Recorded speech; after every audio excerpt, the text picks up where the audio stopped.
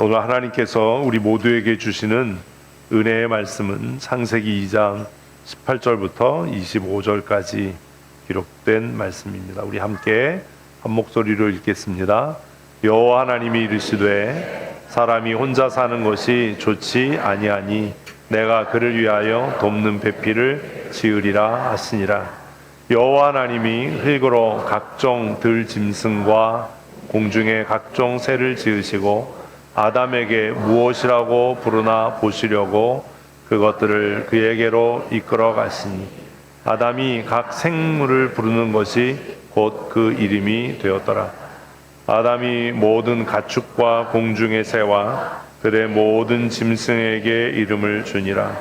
아담이 돕는 배필이 없으므로 여호와 하나님이 아담을 깊이 잠들게 하시니 잠들매 그가 그 갈빗대 하나를 취하고 살로 대신 채우시고 여호와 하나님이 아담에게서 취하신 그 갈빗대로 여자를 만드시고 그를 아담에게로 이끌어 오시니 아담이 이르되 이는 내 뼈 중에 뼈요 살 중에 살이라. 이것을 남자에게서 취하였은즉 여자라 부르리라 하니라. 이러므로 남자가 부모를 떠나 그의 아내와 합하여 둘이 한 몸을 이룰지로다. 아담과 그의 아내 두 사람이 벌거벗었으나 부끄러워하지 아니하니라. 아멘. 아멘. 교회를 세워가는 거룩한 하나님의 사람으로 살아가십시다. 올해 우리가 성전을 건축하라 라는 표로 한 해를 시작해서 지금 올 한 해 이 표에 대한 말씀을 함께 묵상하고 있습니다. 우리가 건축해야 할 성전의 첫 번째는 우리 자신입니다. 우리 자신이 하나님의 거룩한 성령이 거하시는 거룩한 성전이 되어갈 수 있도록 연합하고 또 동행하고 함께 서로를 세워가는 거룩한 하나님의 사람으로 살아가십시다. 모이기에 힘쓰고 특별히 소그룹 모임을 통해서 서로를 연단해가고 또 성숙시켜서 하나님의 나라에 합당한 믿음의 사람으로 세워져 갈 수 있었으면 참 좋겠습니다. 예전에 그 국민학생 때 읽었던 그 작은 책자들 가운데 한동안 유행했었어요. 이빨 빠진 동그라미라는 책이 있었습니다. 꽃들에게 희망을 뭐 이런 류의 책 중에. 그래서 어느 날 그 이빨 빠진 동그라미가 사방을 굴러다니다가 자기 짝을 찾기 위해 굴러다니고 짝을 찾았다 뭐 이런 얘기잖아요. 우리는 결혼을 통해서 자신의 인생의 가치를 높이고 행복을 추구하려고 생각을 합니다. 그런데 성경이 말하는 결혼은 불완전해서 완전해지기 위해서 배우자를 찾는 것이 아니라 하나님 앞에 완전하고 하나님 앞에 성숙한 믿음의 사람들이 함께 만나서 함께 하나님 나라를 확장해 가는 것이라고 성경은 말씀합니다. 우리가 생각하는 결혼과 성경이 이야기하는 결혼은 상당히 다르지요. 우리가 조그맣한 찬양 가운데 주께서 나를 이렇게 사랑하시니 그러면 내가 무엇을 해야 될까? 뭐 해야죠? 찬송하면서 이제 그런 고민이 없어요. 우리 요한복음 묵상하면서 하나님이 세상을 이처럼 사랑하사 독생자를 주셨으니 그러면 나는 어떻게 살아야 될지 어떻게 살아야 돼요? 정말 하나님의 사랑을 입은 사람이라면 뭐 긴 얘기가 필요 없어요. 그냥 딱 하나예요. 뭐 말씀대로 사는 겁니다. 성경대로 사십시다. 근데 이게 힘든 이유가 뭐냐 하면 나 개인도 성경대로 안 살 뿐만 아니라 결혼할 때도 성경대로 안 했다는 거예요. 그러니까 우리의 삶이 하나님의 말씀대로 살아질 확률은 희박합니다. 그래서 노력하고 애쓰고 수고해야 되는 거죠. 우리는 지난주는 성찬 예배였고요. 거룩한 명령, 복의 선포라고 하는 제목으로 말씀을 나누면서 창세기 1장 28절의 이중적인 명령을 한번 생각해 보았습니다. 창세기 1장 28절의 이중적인 명령이 뭐였죠? 이제 한 주 지나는 것도 어려운데 두 주 지났으니 얼마나 기억이 안 나시겠어요? 한번 읽어보십시다. 하나님이 그들에게 복을 주시며 하나님이 그들에게 이르시되 생육하고 번성하여 땅에 충만하라. 땅을 정복하라. 바다의 물고기와 하늘의 새와 땅에 움직이는 모든 생물을 다스리라 하시니라. 아멘. 하나님께서 그냥 복을 주신 것이 아니라 밑에 있는 명령들을 그가 완수할 수 있도록 하기 위해서 복을 주셨다. 그렇게 우리가 말씀을 함께 묵상을 했습니다. 하나님께서 하나님의 모양과 형상대로 아담을 만드시고 그에게 하나님께서 하셔야 했던 일, 통치와 다스림의 임무를 위임하시고 위탁하셨습니다. 하나님께서 창조하신 것들을 다스리고 그것들을 조화롭게 하나님이 창조의 목적대로 존재하도록 하려면 아담에게도 하나님께 있었던 지혜와 하나님께 있었던 권세와 하나님께 있었던 능력이 있어야 했던 거지요. 그래서 그것을 첫 절에서 그들에게 복을 주시며 라고 이렇게 기록을 한 겁니다. 여기서 말하는 복은 우리가 생각하는 좀 부자로 병들지 않고 뭐 형통하고 이게 아니라 하나님을 대리해서 하나님이 창조하신 창조 세계를 잘 다스리고 경영할 수 있는 능력을 그들에게 주셨다라는 말씀인 겁니다. 그래서 사람은 처음 창조될 때부터 가장 존귀한 존재로, 권위 있는 존재로, 복된 존재로 창조되었고 지음을 받았습니다. 우리는 하나님의 모양과 성품을 따라 지음받은 하나님의 사람들입니다. 아멘. 그것을 잊지 말고 살아야 합니다. 그런데 타락 이후에 우리는 하나님이 주신 그 특권들을 우리의 욕망을 위해 사용하는 그 어리석음을 범하고 살지요.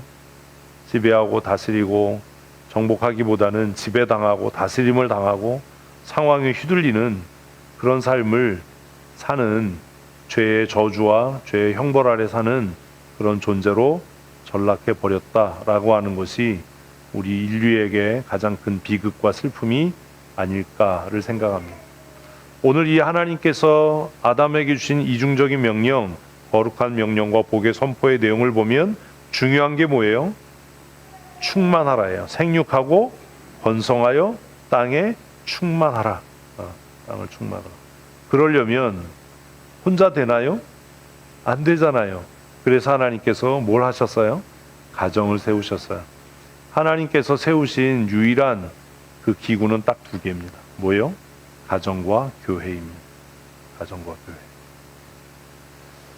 그래서 가정은 예수 믿는 성도의 가정은 하나님의 통치, 하나님의 법, 하나님의 규칙대로 다스려져야 하는 것이 마땅한 일인데 사실 어떻게 살아야 되는지를 잘 우리가 고민하지 않고 배우지 않아서 그렇게 살지 못하는 거죠.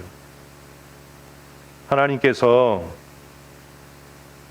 아담을 위해서 1장 18절 말씀을 같이 다시 한번 읽어보십시다. 여호와 하나님이 이르시되 사람이 혼자 사는 것이 좋지 아니하니 내가 그를 위하여 돕는 배필을 지으리라 하시고, 하나님께서 가정을 만드시기로 작정하시고 그리고 그 가정의 기초를 놓으실 때 하나님의 의도는 뭐였어요? 읽었는데 이해가 안 되세요?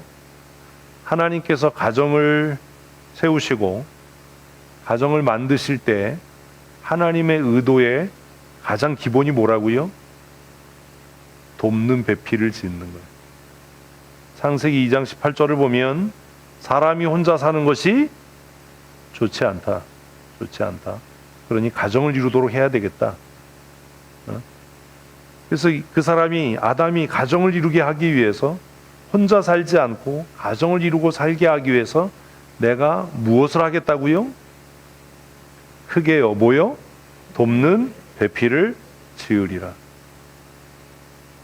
그래서 하와를 하나님께서 창조하신 목적과 이유는 아담을 창조하신 목적과 이유와는 좀 다르다라는 겁니다. 아담을 창조하신 목적과 이유는 뭐예요? 하나님의 영광을 드러내고 하나님을 대신하고 대리해서 하나님이 창조하신 창조 세계를 조화롭게 하나님의 뜻대로 창조하신 목적대로 다스리고 경영하고 통치하기 위해서 누구를? 아담을 창조하셨다면 첫사람 하와는 하나님께서 무엇을 위해서?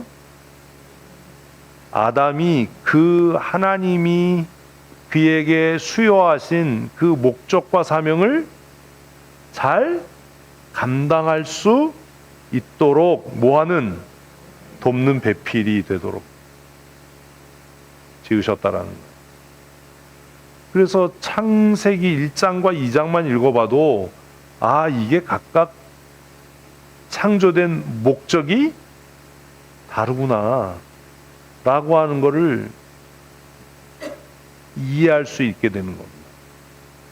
하나님께서 아담을 지으신 것은 하나님을 대리해서 하나님이 창조하신 창조세계를 하나님의 의도대로 질서 있게 조화롭게 유지하고 경영하기 위해서 누구를? 아담을 창조하신 것이고, 그리고 아담이 그 일을 수행할 때에 부족함이 없도록 그 일을 잘 수행하도록 뭐하기 위해서?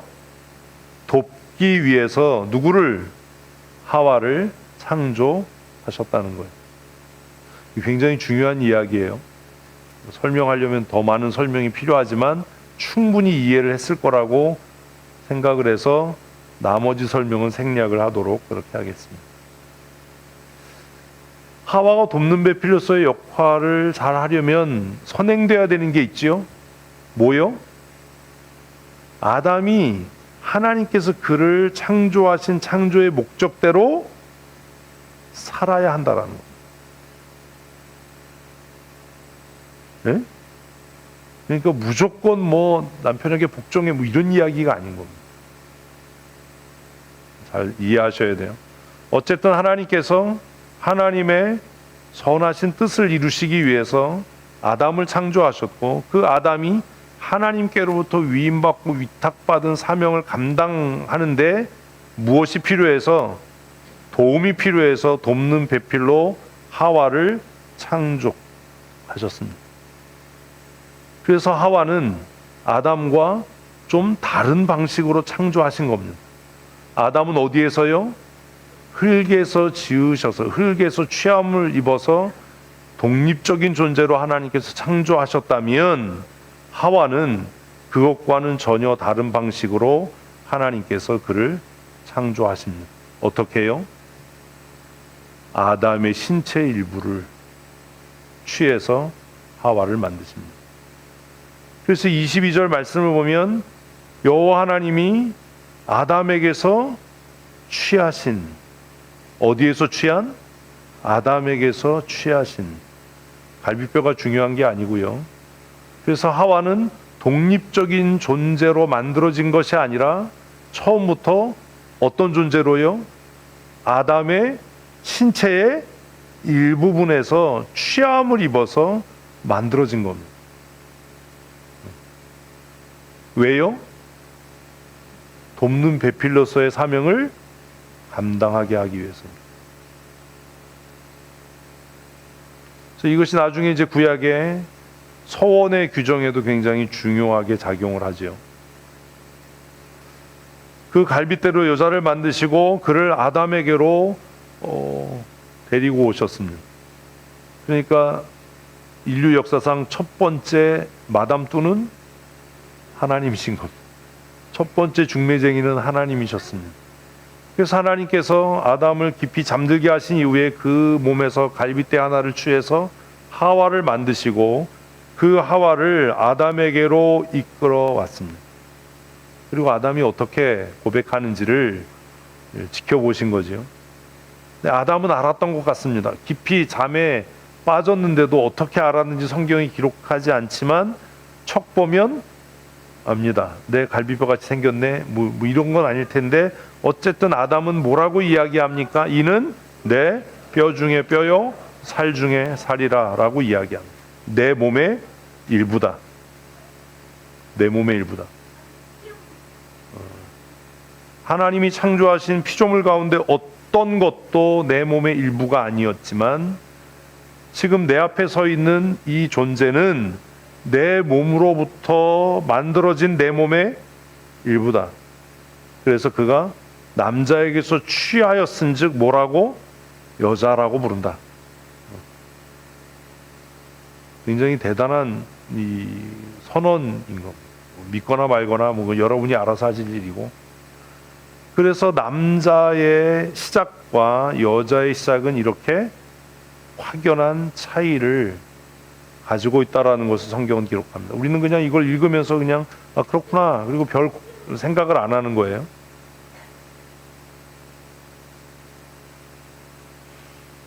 그리고 하나님께서 아담이 이는 내 뼈 중에 뼈고 살 중에 살이다. 나에게서 취함을 입었다. 라고 선언한 그 선언 이후에 하나님께서 이제 굉장히 중요한 결혼의 선포를 하시지요.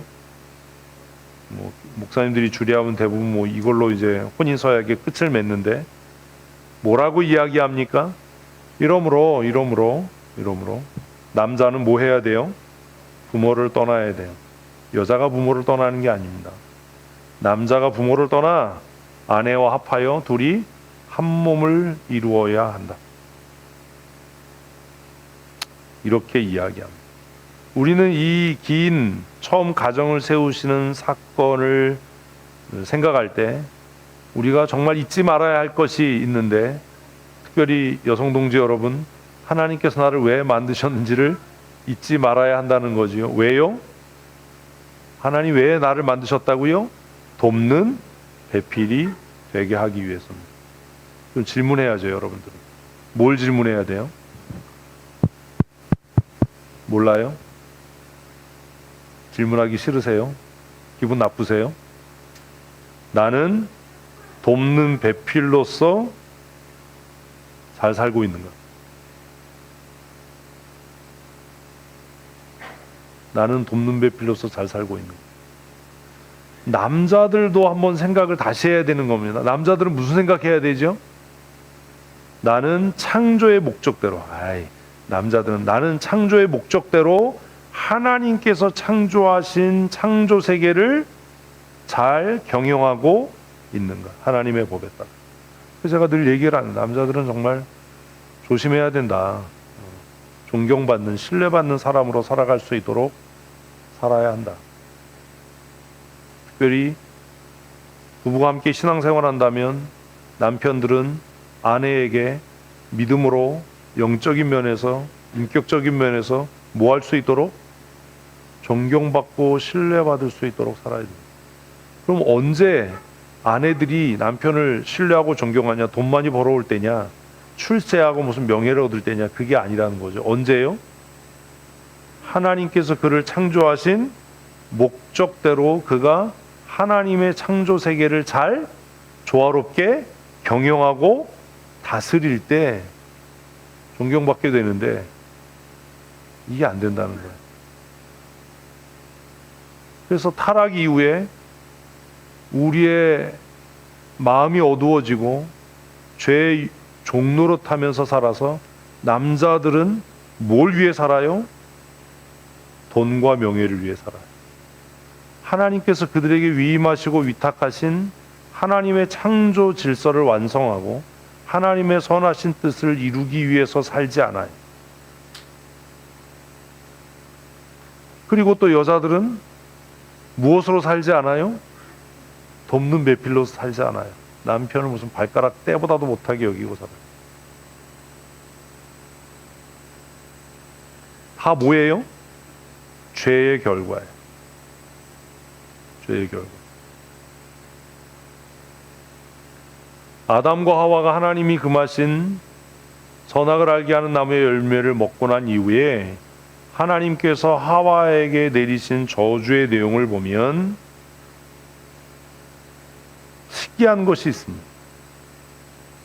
뭐가 있어요? 너는 남편을 원하고, 이 남편을 원하고가 뭐예요? 네 뜻대로 하고 싶을 거다라는, 쫓아다니면서 잔소리하면서 내 손 안에 쥐고 나쁜 새끼 말도 안 들어 막 이러고 그러고 싶을 거라는 거예요. 그러나 네 뜻대로 안 될 거다. 남편은 너를 다스릴 것이다. 굉장히 특이한 겁니다. 하와에게 내려진 저주, 앞에 있는 건 좀 이해가 돼요. 그럴 수 있겠다. 그런데 너는 남편을 원하고 남편은 너를 다스릴 것이라, 이게 범죄한 하와에 대한 하나님의 저주, 심판이라는 거. 아, 그래서 그런 거구나.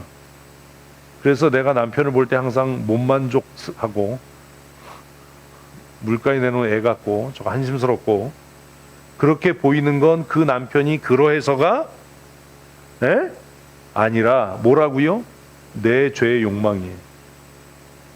내가 뭔가 참견해서 바로잡아야 저 사람이 사고 안 칠 것 같고 뭔가 좀 생각이 모자란 것 같고 띨빵한 것 같고 부족한 것 같고 이렇게 자꾸 이런 마음이 드는 이유는 정말 그 사람이 객관적으로 그래서가 아니라 그게 뭐라고요? 내가 타락한 결과예요. 아무도 아멘을 안 해. 마음대로 하세요. 뭐. 그러나 현실은 뭐예요? 내가 아무리 남편을 증오하고 미워하고 뭐 얼굴도 보기 싫고 말도 하기 싫고 그래도 결국 남편은 나를 다스리게 될 겁니다. 이게 뭐라고요? 죄의 결과예요. 이것조차도 인정하지 않는 거예요. 이걸 인정하지 않는다는 건 자신이 죄인인 것을 인정하지 않는 아주 사악한 태도입니다. 아, 이게 죄의 결과구나. 내 마음에 그런 마음이 드는 게 죄의 결과구나. 내가 남편의 다스림을 받는 게 죄의 결과구나. 라는 생각을 눈꼽만큼도 하지 않는다는 거예요. 성경을 제대로 잘 읽어야 됩니다. 결국 이 죄의 결과로 돕는 배필로 지음을 받았던 아내는 더 이상 뭐가 되지 않는 거예요? 도움이 안 돼요. 도움이 안 돼요. 이 죄의 결과로 하나님이 창조하신 창조 세계를 잘 경영하고 잘 유지하고 하나님의 뜻에 복종시키도록 위임받은 남편들도 남자들도 그것이 그들의 삶의 목적이 아닌 무엇을 위해서? 성공을 위해서 자기 만족과 자신의 존재를 드러내는 그 일을 위해 살아요. 교회 밖에 있는 사람들이 이렇게 사는 건 이해가 되지만 교회 안에서도 이렇게 산다는 겁니다. 그래서 정확하게 말하면 교회 안에 크리스찬과 예수 믿는 사람과 종교인이 함께 있는 겁니다. 종교인은 그냥 일요일에 성경 찬송 싸들고 요즘엔 성경 찬송도 안 가지고 다니잖아요. 우리 성경 찬송 싸들고 교회에 오는 사람입니다. 이 사람 뭐예요? 종교인입니다. 이 사람은 절대로 성경대로 안 삽니다. 남자고 여자고 성경대로 안 삽니다.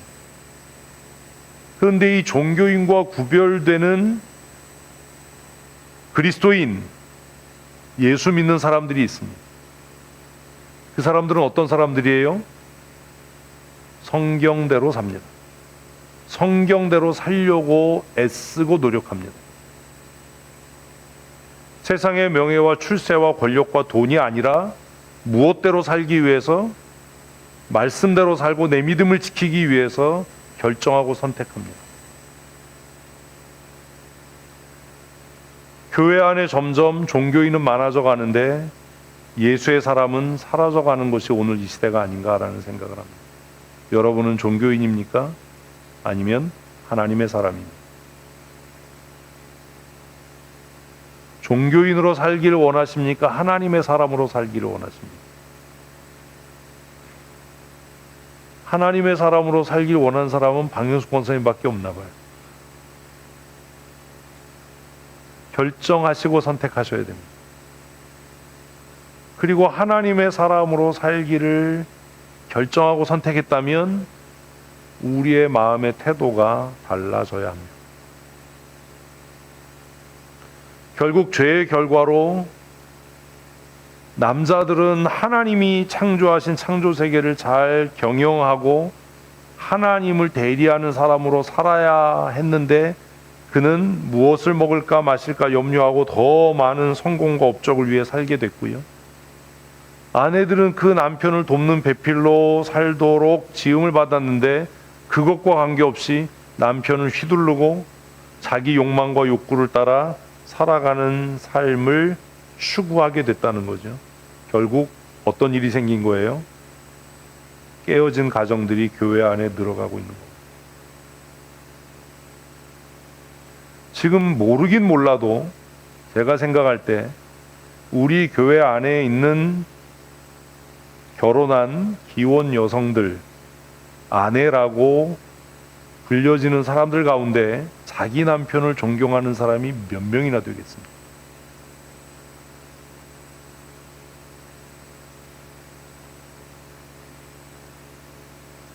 그러면 우리는 종교인이지 하나님의 사람은 아닐 겁니다.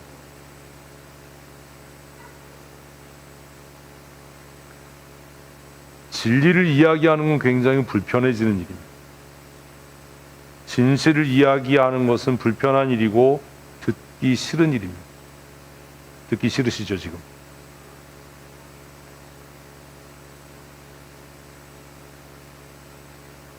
죄의 결과로 이 세상에 임한 가장 큰 위기는 무엇이 깨지는? 가정이 깨집니다. 가정이 깨지면 하나님의 나라는 설 수 없습니다. 이 불편한 이야기를 우리는 하고 싶지 않은 겁니다. 그냥 교회만 열심히 나오면 좋은 성도라고 이야기하는 거예요. 자신의 가정은 돌아보지 않고 남편에 대한 존경과 헌신은 없으면서 권사가 되고 무슨 팀장이 되고 뭘 하는 것을 자랑으로 삼고 위로로 삼고 사는 것이 오늘 교회 안에 있는 이 종교인들의 모습인 겁니다.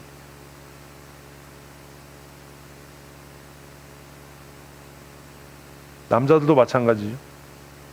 정말 자기 아내로부터 존경과 신뢰를 받지 못하면서도 집사가 되고 권사가 되고, 아니지, 우리는 감리교가 아니니까 집사가 되고 장로가 되겠다라고 나서는 겁니다. 그게 부끄러움이 되지 않는 겁니다.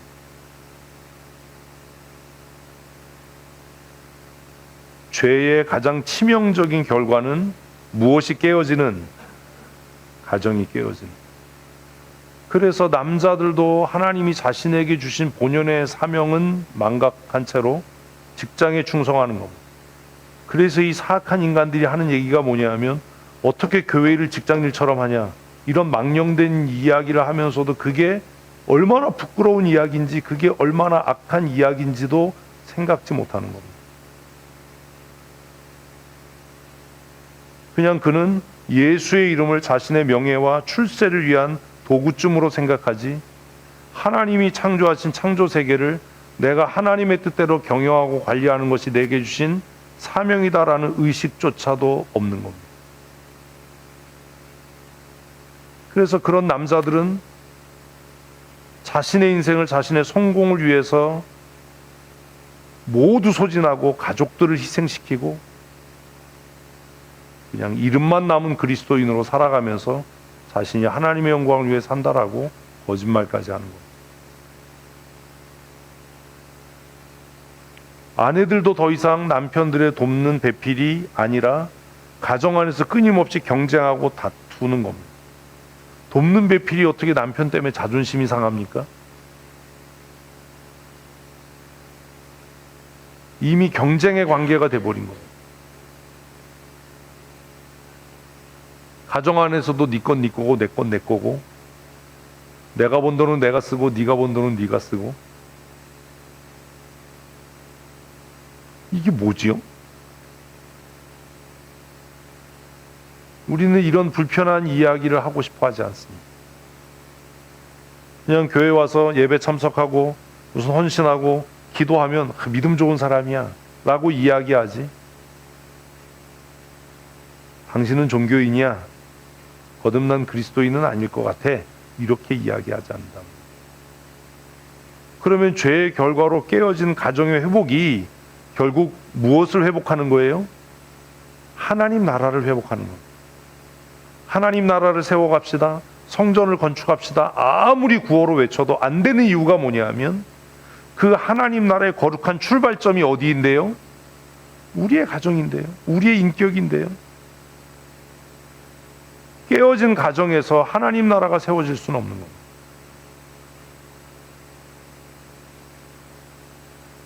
하나님 나라가 견고하게 세워져 가려면 여러분의 가정이 하나님의 말씀으로 회복되어져야 합니다. 쉽지 않아요. 아니요, 어쩌면 불가능해요. 왠지 아십니까?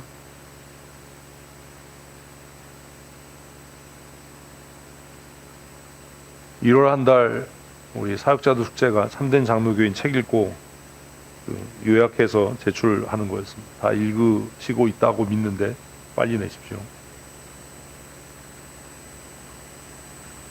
가정의 회복은 아내가 남편에게, 남편이 아내에게 신실하고 충실해서 이루어지는 일이 아닙니다.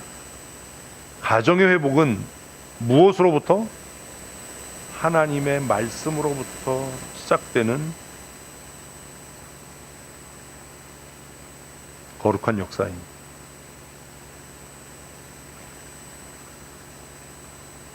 하나님께서 이 세상과 만물을 무엇으로 만드셨어요?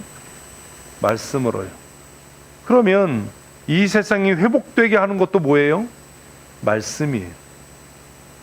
이해되세요? 그래서 요한복음은 이 땅에 오신 예수 그리스도를 무엇으로? 말씀으로 소개하고 있는 거예요.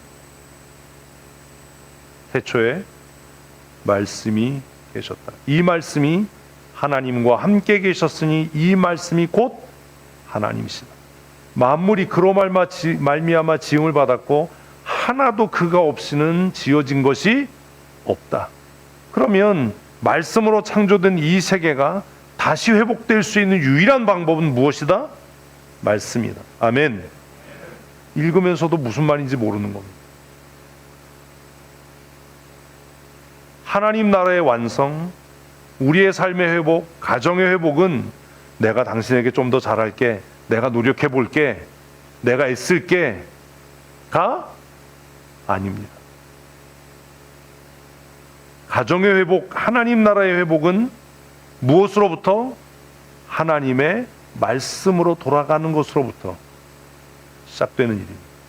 내 생각, 내 열심이 아니라 하나님의 말씀으로 돌아가서 말씀과 하나님께서 세우신 법으로, 무엇으로?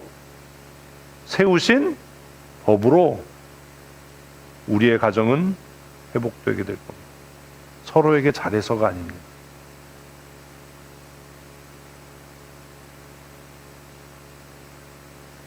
결혼이라고 하는 제도도 사실은 무슨 관계입니까? 법적인 관계입니다. 아니에요? 맞잖아요. 법적인 관계. 그런데 그 결혼이라고 하는 관계가 세상의 법으로 세워진 것이냐, 하나님의 법에 의해서 세워진 것이냐는 매우 중요한 겁니다. 그래서 제가 교회에서 결혼해라, 무슨 예식장에서 결혼을 하냐라고 끝까지 고집하는 이유는, 결혼은 행사가 아니다. 결혼은 이벤트가 아니다. 결혼은 하나님 앞에서 우리가 무엇을 세우는? 하나님의 법을 세우는 거룩한 선언이고 선포다. 요즘에 예수 믿는다고 하는 아이들도 주례 없이 지들끼리 결혼해요. 저는 속으로 생각해요. 미친 거다 이거는. 목사 자식들도 그래요. 저는 정상이라고 안 봐요. 미친 거다. 결혼이 뭔지 모르는 거예요. 결혼은 누구 앞에서? 하나님 앞에서 하나님과 또 당사자 간에 무엇을 세우는? 하나님의 법을 세우는 그 일인데, 그걸 어떻게 교회 밖에서 하려고 하냐? 그걸 어떻게 지들끼리 뭘 어떻게 하겠다는 거야? 이게 요새 유행이고 대세고, 유행이고 대세인 건 뭐 나는 모르겠고, 미친 거 아니냐? 뭘 가르친 거냐 도대체? 하객이 많아서 무슨 결혼식이 장사입니까?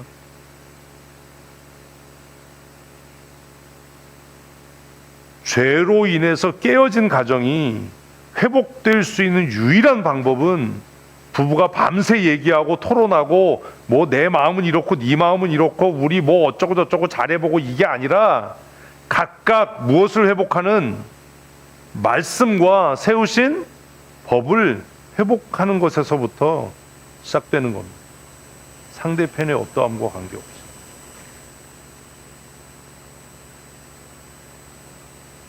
우리는 이 고민을 하지 않는다는 것.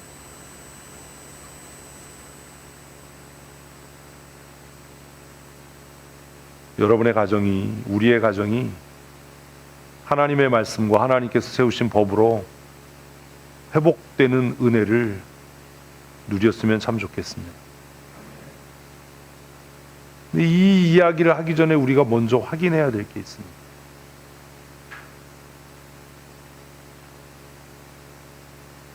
참 마음 아픈 이야기, 속상한 이야기이고, 그런데 이게 지금 현실인 겁니다. 우리가 먼저 확인해야 될 게 뭐예요? 성경에 대한 여러분의 태도입니다. 참된 장로교인 1장이 뭐지요? 성경의 무엇입니다. 성경의 무. 장로교 정치, 개혁주의 신앙의 근간은 어디서부터 출발해요? 말씀의 권위예요. 어디서부터 출발한다고요? 말씀의 권위예요. 지금 이거 없어요. 우리는 말씀보다 뭐가 더 권위가 있어요? 대답을 안 해. 이분들은 불리해지면 대답을 안 하죠. 말씀보다, 하나님의 말씀보다 여러분에게 뭐가 더 권위가 있어요? 여러분 스스로에게 물어야 돼요. 여러분의 삶에 정말 하나님의 말씀, 성경이 최고의 권위입니까? 아니잖아요.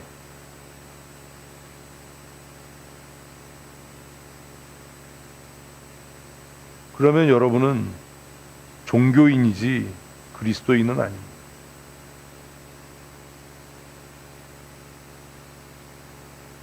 여러분 스스로 여러분에 묻고 답해야 됩니다. 성경이 내 삶의 최고의 권위인가? 여기에 대해서 주저함이 있거나 망설임이 있거나 생각해 봐야 되겠는데, 이러면 여러분은 하나님의 사람은 아닌 거예요. 그냥 종교인인 거예요.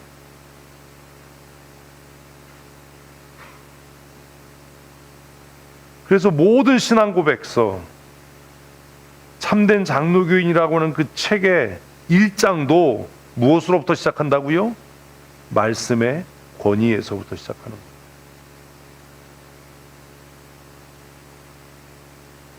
우리는 지금 모든 권위가 사라진 시대에 살아갑니다. 그래서 교회 안에서도, 심지어 목사, 장로들에게서도 뭐가 없어요? 말씀에 대한 권위를 인정하지 않아요. 그냥 성경은 참고될 만한 책이지 절대적인 권위가 아닌 겁니다.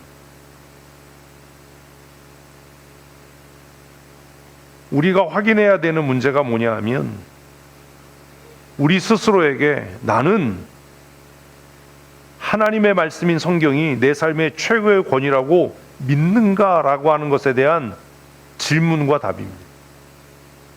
저는 믿습니다. 여러분 차례입니다.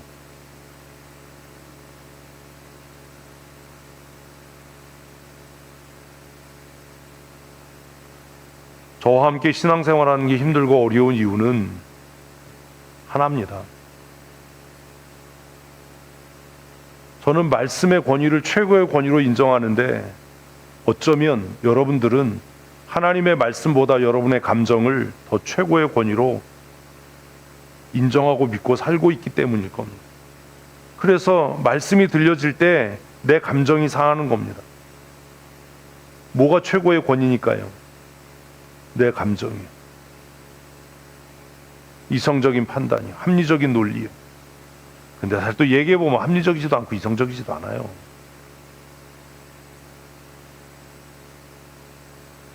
여러분, 하나님의 말씀, 성경이 여러분의 삶에 최고의 권위가 있습니까? 대답을 안 하면 어떡하자는 거예요, 이걸? 참나, 어떡하지 이거?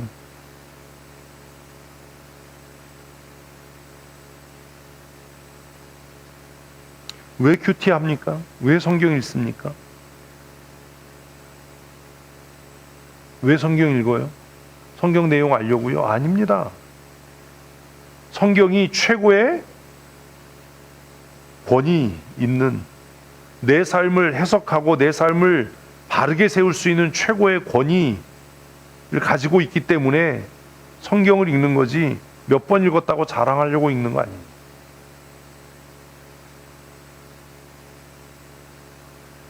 그 성경에는 무엇이 없다고요? 오류가 없다. 성경은 살아계신 하나님의 말씀이요, 신앙과 우리의 삶에 있어서 정확무한 유일의 법칙인 줄로 저는 믿습니다. 아멘 안 하신 분들은 심각한 겁니다.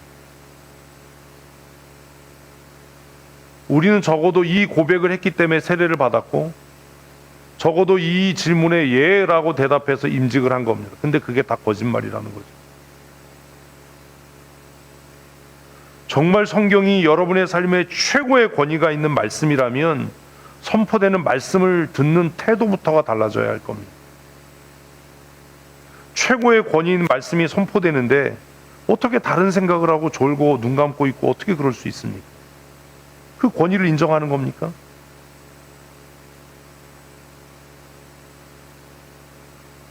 성경이 정확무한 하나님의 말씀이고 우리의 삶과 행위의 유일한 표준이라고 아멘 한다면, 상황과 환경이나 내 감정보다도 무엇에 입각해서, 말씀에 입각해서 생각하고 말하고 행동하고 결정해야 하지 않습니까?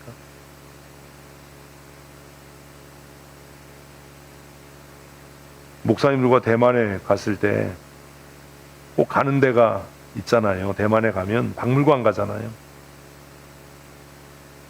중국이 망할 때 그 중국 본토에 있던 보물을 다 실어서 날랐잖아요. 사실 중국에 가면 건물 말고는 볼 게 없어요. 중국의 모든 문화유산, 보물은 다 대만에 있으니까. 그 박물관 가면 우리 잘 아는 배추 있잖아요. 배추 조각. 또 우리 그런 것도 몰라요. 또 봤을 텐데 메뚜기 있는 배추. 박물관 가서 그 보물을 보는 사람 중에 눈 감고 있거나 조는 사람 하나도 없어요. 왜요? 미루어 짐작하고 생각해 보십시오. 우리의 태도는 어떠하냐?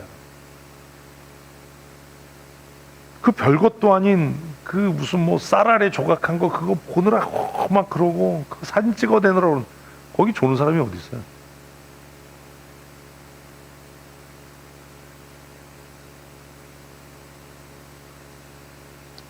우리는 모양만 장로교인이고 모양만 예수 믿는 사람이지 실제는 그렇지 않다라는 거예요. 제가 어떤 드라마를 봤는데 그 드라마에 대사 중에 그런 게 있더라고요. 이 세상에 얼마나 많은 언어가 존재한다고 생각하냐. 그러니까 남자 주인공이 한 7,100가지 정도가 되는 걸로 알고 있습니다 라고 이야기하니까 그 소설가 선생이 뭐라고 이야기하냐면, 아니다, 이 세상에는 사람의 숫자만큼의 언어가 있다. 어이, 잘 썼네. 사람의 숫자만큼의 언어가 있다. 외국어라서 통역이 필요한 게 아니라, 그래서 때때로 사람과 사람 사이에 같은 언어를 사용해도 뭐가 필요하다? 통역이 필요하다.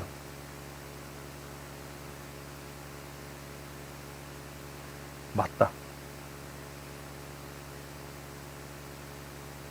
교회 안에 나와 있다고 해서 모든 사람이 성경을 이해하고 성경을 깨닫고 성경의 권위를 인정하는 게 아니다.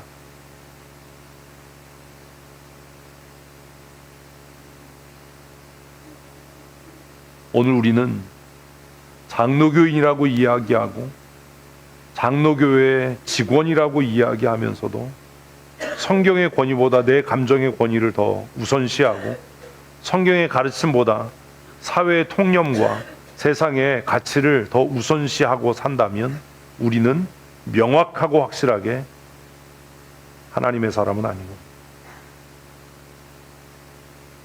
우리가 적어도 예수 믿는 사람, 하나님의 사람이라고 이야기하려면 성경의 무호성을 믿고 고백하고 성경이 내 삶의 유일한 표준이다라고 고백할 수 있어야 합니다. 아멘. 저는 그렇습니다. 이게 아멘이 안 되는데 어떻게 하나님의 사람일 수 있습니까?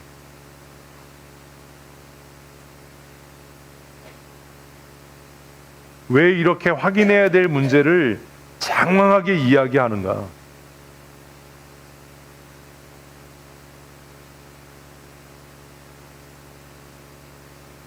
이 깨어진 가정의 문제 때문이에요. 너는 남편을 원하고 남편은 너를 다스릴 것이다. 가정이 왜 깨어졌다고요? 죄의 결과로. 이것조차도 이해를 못하는 거예요.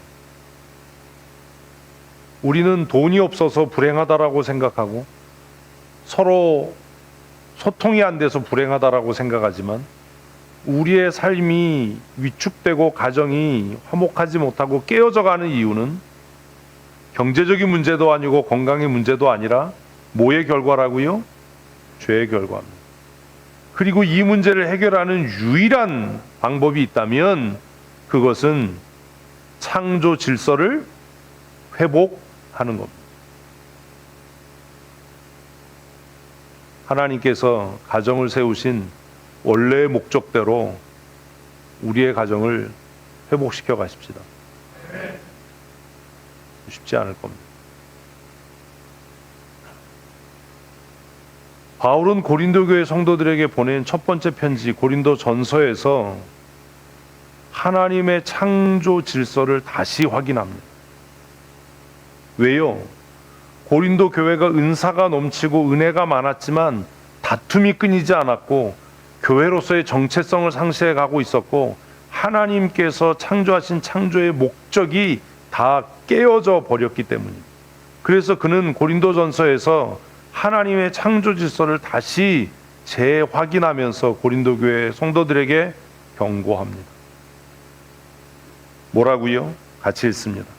남자가 여자에게서 난 것이 아니요 여자가 남자에게서 났으며 또 남자가 여자를 위하여 지음 받지 아니하고 여자가 남자를 위하여 지음 받은 것이니. 창세기 1장과 2장에 남자와 여자의 창조를 다시 설명하고 재확인한 겁니다. 수없이 많은 사람들이 이 고린도전서의 말씀을 뭐라고 이야기하냐면 이건 바울의 개인적인 견해다라고 이야기해요. 저는 그 사람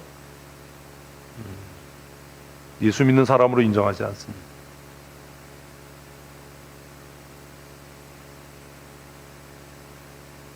이 말씀이 바울의 개인적인 의견이라고 이야기하는 순간 그는 성경의 절대적인 권위, 성경의 무호를 뭐 하는 거예요?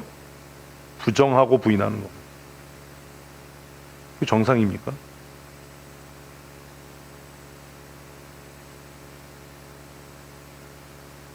바울은 고린도 교회 안에 열심을 가지고 있는 성도들, 그러나 가정이 깨어져가는 성도들을 보면서 하나님의 나라가 너희를 통해서 견고하게 세워져 가고 하나님의 뜻이 이루어져 가려면 먼저 너희들의 가정이 회복되어져야 하는데 너희들의 가정이 회복되기 위한 유일한 방법은 하나님께서 창조하신 창조의 원형을 회복하는 것이다.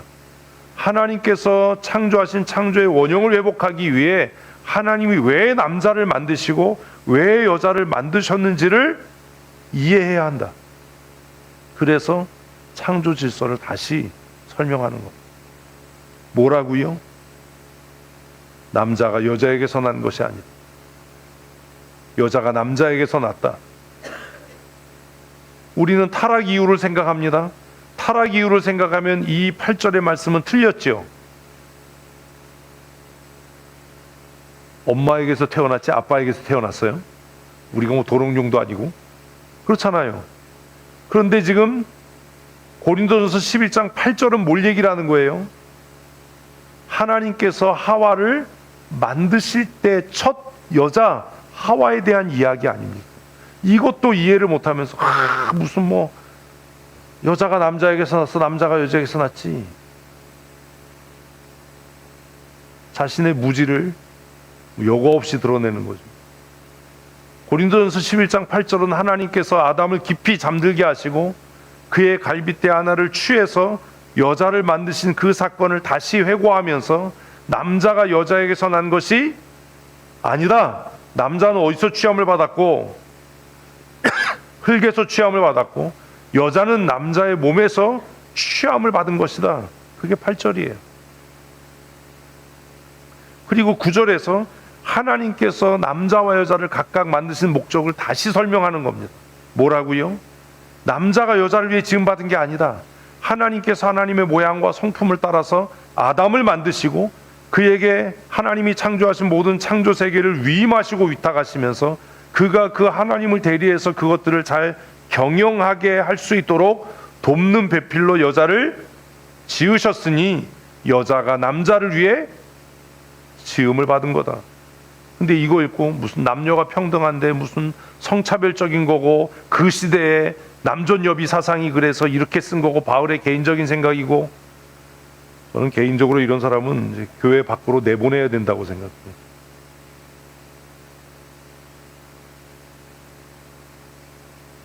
그에게 성경의 권위가 어디에 있습니까? 고린도전서 11장 8절과 9절은 하나님께서 처음 아담과 하와를 창조하실 때의 이야기를 재해석하고 재확인한 겁니다. 이게 원래 창조의 목적이다. 10절 읽습니다. 그러므로 여자는 천사들로 말미암아 권위 아래 있는 표를 머리에 둘지니라. 왜 천주교에서 미사포를 쓰는지를 설명하는 겁니다. 천사들로 말미암아라는 말이 뭐예요?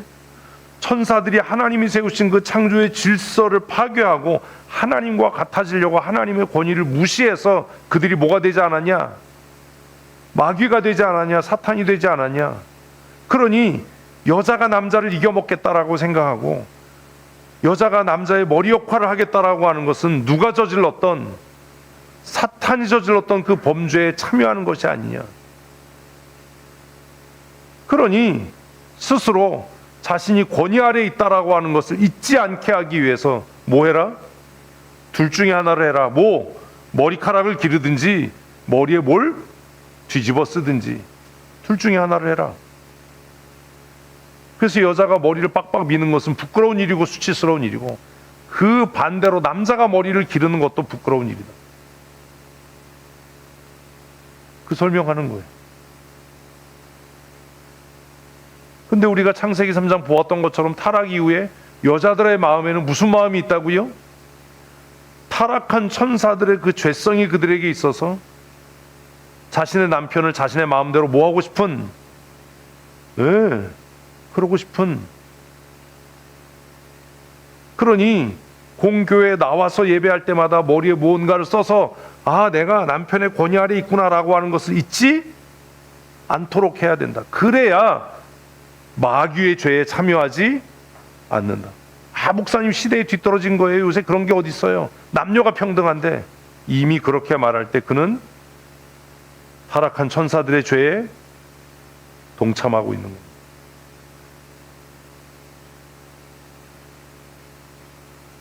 쉽지 않죠. 11절 읽습니다. 그러나 주 안에는 남자 없이 여자만 있지 않고 여자 없이 남자만 있지 아니하니라.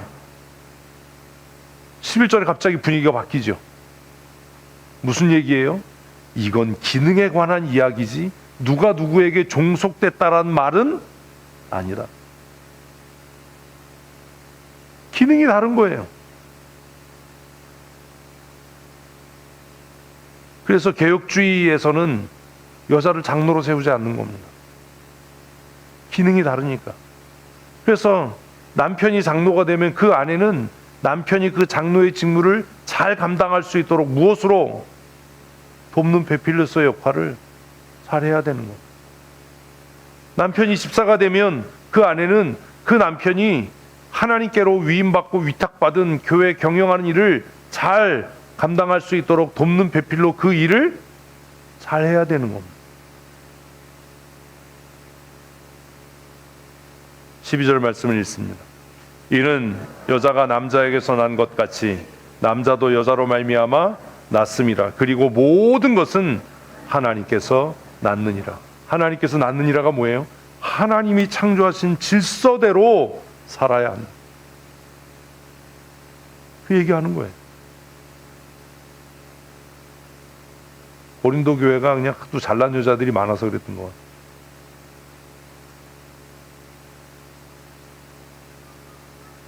그래서 아까 먼저 확인해야 될 질문에 대한 분명한 태도가 있어야 되는 겁니다.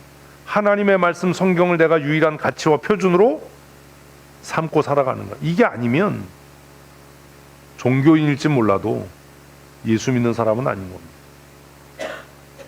아, 이건 바울의 개인적인 견해고 사적인 생각이야. 이미 그 사람은 예수 믿는 사람은 아닙니다. 성경의 권위를 인정하지 않는데 무슨 신앙과 믿음이 그에게 존재할 수 있겠습니까? 그리고 이 말씀은 디모데서로 이어져서 교회의 질서에 대한 말씀으로 가르쳐집니다. 디모데전서 2장 12절 말씀 읽습니다. 여자가 가르치는 것과 남자를 주관하는 것을 허락하지 아니하노니 오직 조용할지니라.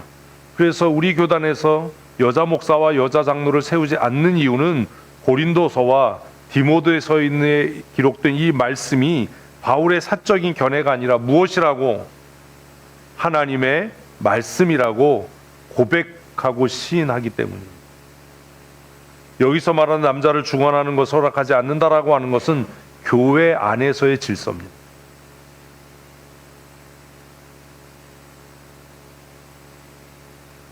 (13절) 읽습니다. 이는 아담이 먼저 지음을 받았고 하와가 그 후며 아담이 속은 것이 아니고 여자가 속아 죄에 빠졌음이라. 그리고 아니요, 잠깐만요. 밑보다는 조금 이따가 하십시다. 조금 이따가 밑보십시오. 12시 28분이 돼서 마음이 급해졌어요. 바울은 디모데전서 2장에서 남자와 여자의 기능이 각각 다르다. 그리고 더욱이 타락한 이후에 이것은 엄격하게 지켜져야 된다. 왜요? 왜요? 2장 14절이 뭐냐고요?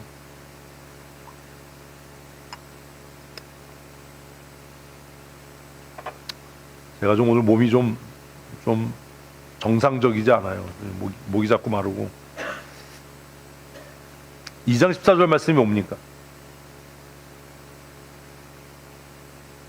이해가 잘 안 되시죠?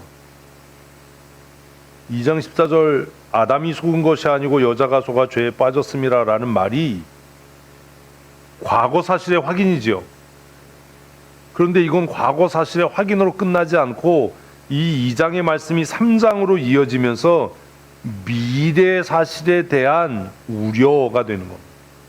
무슨 얘기냐 하면 하나님께서 아담에게 선악을 알게 하는 나무의 열매를 먹지 말라, 먹는 날엔 정령 죽을 거다라고 말씀하시고 언약을 세우셨습니다. 맞지요? 그리고 아담은 그것을 하와에게 전했을 겁니다. 하와는 아담을 통해 그 말씀을 들었습니다. 만일 하와가 아담을 통해서 전해들은 말씀을 하나님의 말씀의 권위로 인정했다면, 이거 잘 들으셔야 돼요. 하나님의 말씀의 권위로 그가 인정했다면 하와가 범죄했을까요? 뭔 말인지 이해 안 되세요? 하와가 왜 사단이 뱀을 통해서 이걸 먹는 날에는 하나님이 너희에게 동산에 있는 모든 나무의 열매를 먹지 말라고 하시더냐? 라고 묻고 그를 유혹했을 때 하와가 왜 하나님께서 하시지 않은 말을 덧붙여서 이야기하고 죽을까 하노라라고 하는 불확실성에 답을 했냐면 뭐 때문인 거예요? 아니요, 하나님에 대한 게 아니에요. 너무 들어서 외운 게 많은 거야. 제가 아까 얘기했죠. 하와는 누구에게 들었다고요? 아담에게요. 뭘 인정하지 않은 거예요? 아담의 권위를 인정하지 않은 거예요.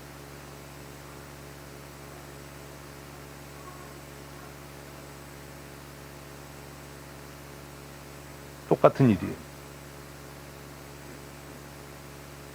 만일 하와가 아담에게 전해들은 그 이야기를, 아담의 말을 하나님의 권위처럼 인정했다면 하와는 그 나무의 열매를 먹지 않았을 겁니다.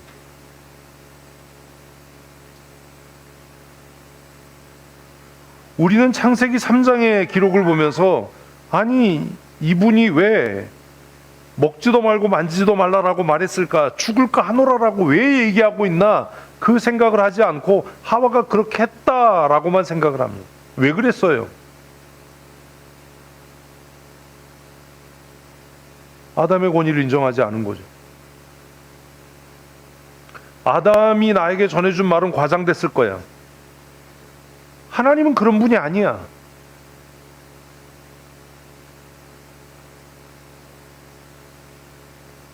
그리고 또 2장 14절은 현재와 미래에 대한 염려와 근심을 담고 있는데 무슨 얘기냐 하면 에덴 동산에서 사단이 하와를 통해 아담을 넘어뜨린 것처럼 말이라도 사단은 누구를 통해, 여자를 통해 교회를 쓰러뜨릴 터이니, 그러니 여자들이 교회에서 가르치는 일은 금해야 하는 일이다.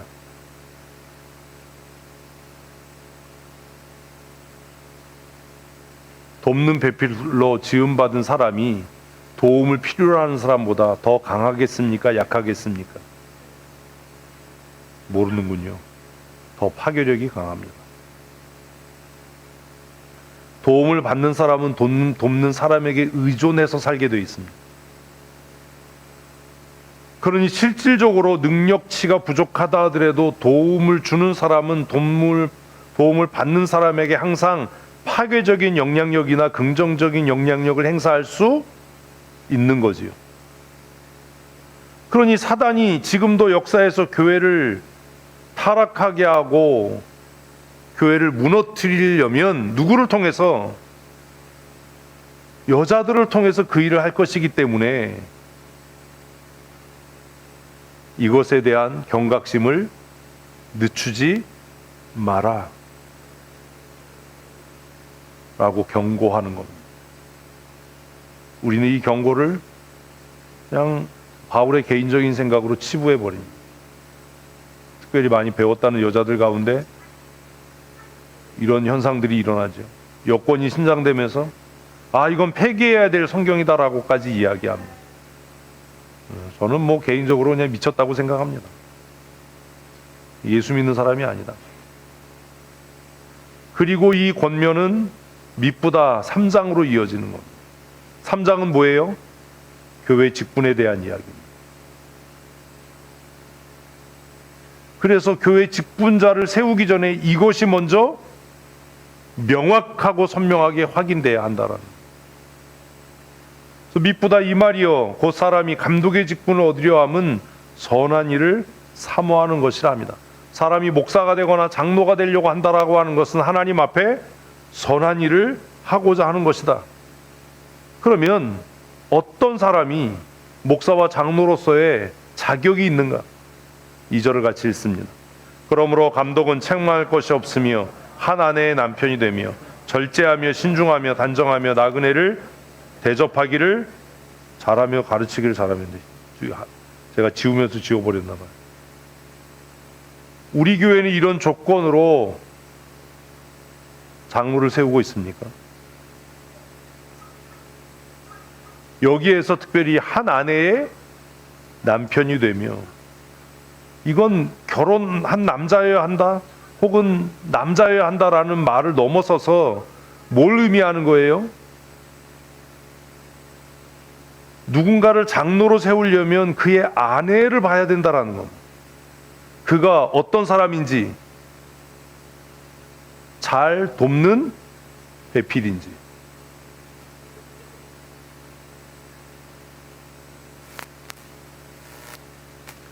자기 남편을 존중하지 않고 존경하지 않고 무시하고 그 말에 순종하지 않는 아내를 둔 남편을 장로로 세우는 것은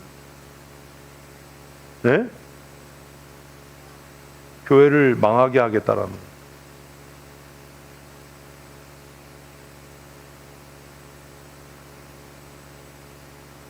좋은 장로가 되려면, 좋은 목사로서 하나님의 교회를 세워가려면 그는 자신의 가정에서 자신의 아내에게 뭐하는 존경받는 사람이어야 하는 거예요. 우리는 이런 거 생각도 안 합니다.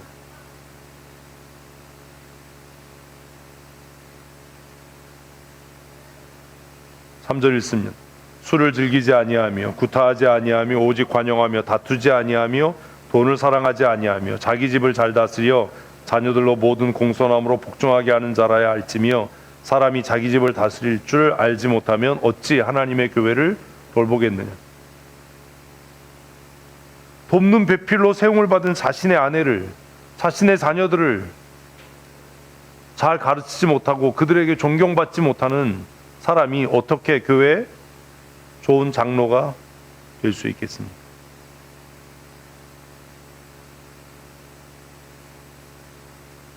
그 사람 하나의 문제가 아니라는 거예요.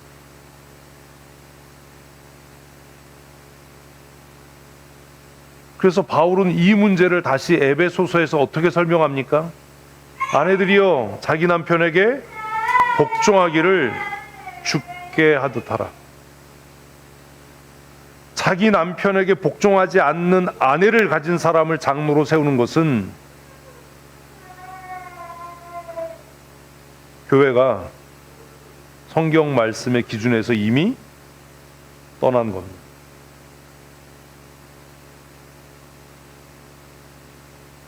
자기 아내에게 존경받지 못하고 신뢰받지 못하는 사람이 어떻게 좋은 장로가 될 수 있겠습니까?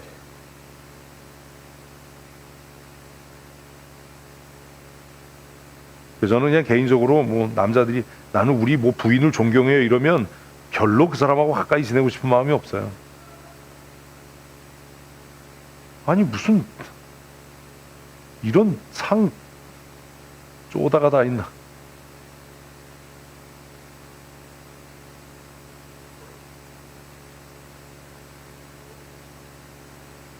그 아내를 잘 봐야 됩니다. 자기 집도 잘 다스리지 못하는 사람이 어떻게 교회를 다스려 갈 수 있겠습니까?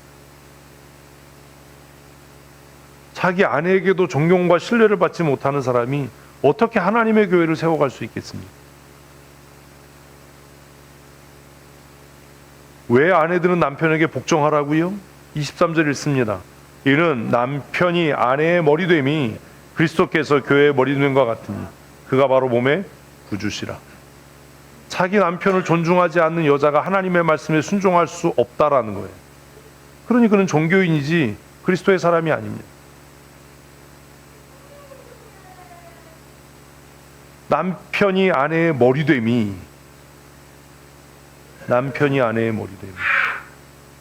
그리스도께서 교회의 머리됨과 같다.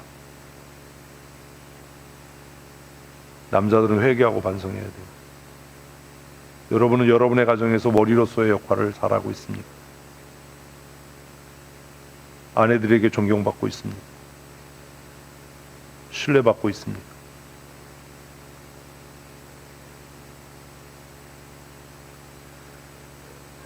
남편이 아내의 머리됨이 그리스도께서 교회의 머리됨과 같으니까 교회가 그리스도께 하듯 아내들도 범사에 자기 남편에게 복종해라. 여러분 정신 차리십시오. 앞으로 권사를 세울 때도 자기 남편에게 복종하지 않는 여자를 권사로 세우는 일은 부당한 일입니다.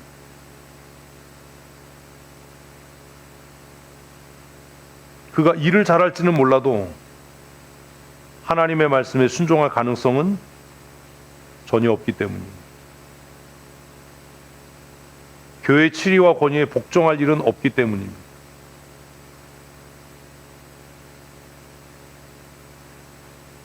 교회가 그리스도께 하듯, 이게 무서운 말이에요. 아내들도 범사에 자기 남편에게 복종해라. 자기 남편에게 복종하지 않는 여자가 어떻게 그리스도께 복종할 수 있습니까? 어떻게 교회의 치리에 따를 수 있습니까?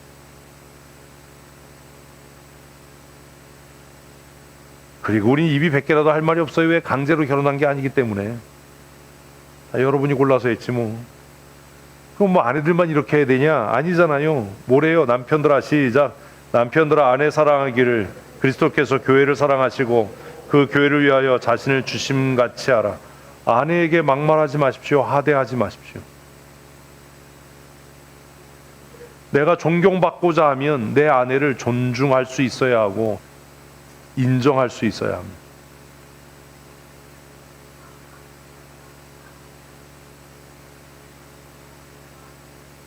교회 안에서 하나님이 우리를 창조하신 목적대로 아내는 남편에게 복종하고 순종하고 남편은 아내를 사랑하고 존귀하게 여길 때 여러분의 가정이 하나님이 창조하신 창조의 원형대로 회복되어 가고 교회가 교회되지 않겠습니까?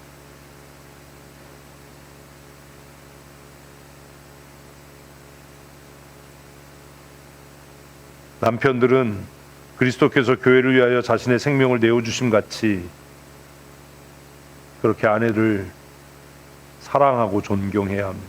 존중해야 합니다. 존경이 아니라 존중해야 합니다. 함부로 이름을 부르거나 막대하거나 하지 말아야죠. 왜요?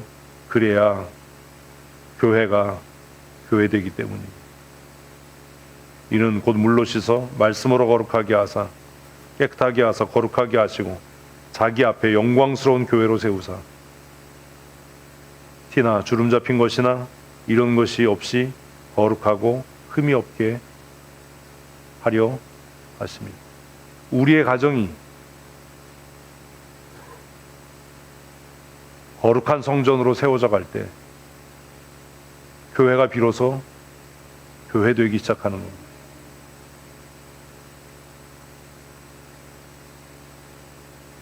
창조의 원형을 회복해가는 하나님의 사람으로 살아가십시다.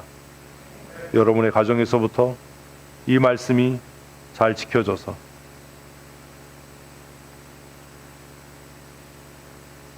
존경받는 남편, 사랑받는 아내, 존경받는 장로, 또 사랑받는 권사로 그리스도의 몸인 교회를 세워가기를 원한다면 우리의 가정에서부터 하나님이 세우신 창조의 원형과 질서를 회복해가는 아내이신 여러분, 남편이 못마땅하고 또 보기에 한심스럽고 답답할 수 있을 겁니다.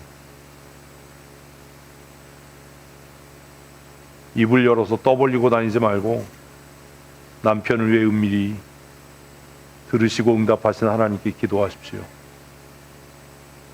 그를 존귀히 여기고 존중하고 복종할 때 하나님께서 여러분의 가정을 회복시키시는 은혜를 주실 것입니다.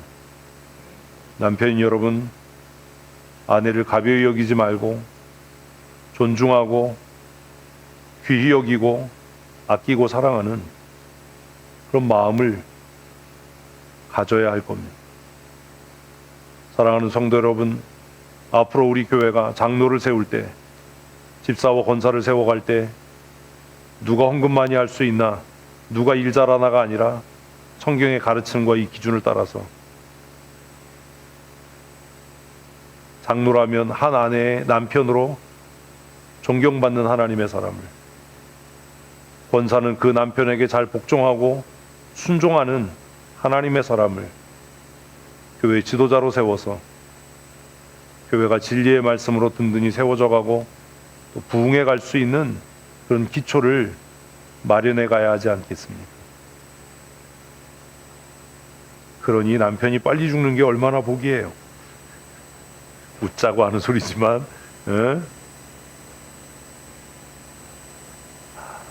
장로교인으로 산다는 것, 개혁주의 신앙인으로 산다는 것은 그리 만만하고 쉬운 일이 아닙니다.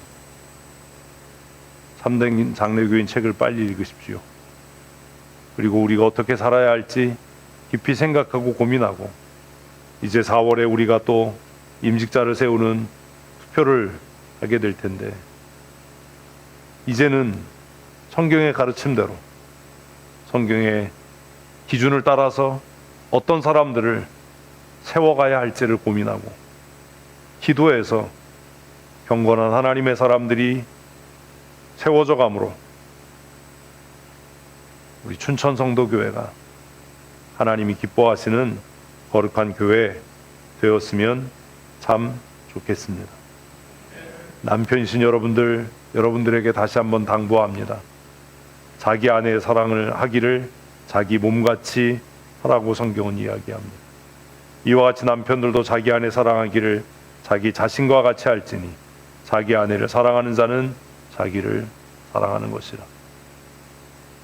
아내의 연약함을 긍휼히 여기고 더 좋은 믿음의 사람으로 성장시켜 나가기 위해서 함께 양육되고 거룩한 성전으로 지어져 가서 우리의 가정이 하나님이 거하시는, 하나님이 다스리시는 거룩한 성전이 되어가는 그런 2026년 한 해가 되었으면 참 좋겠습니다.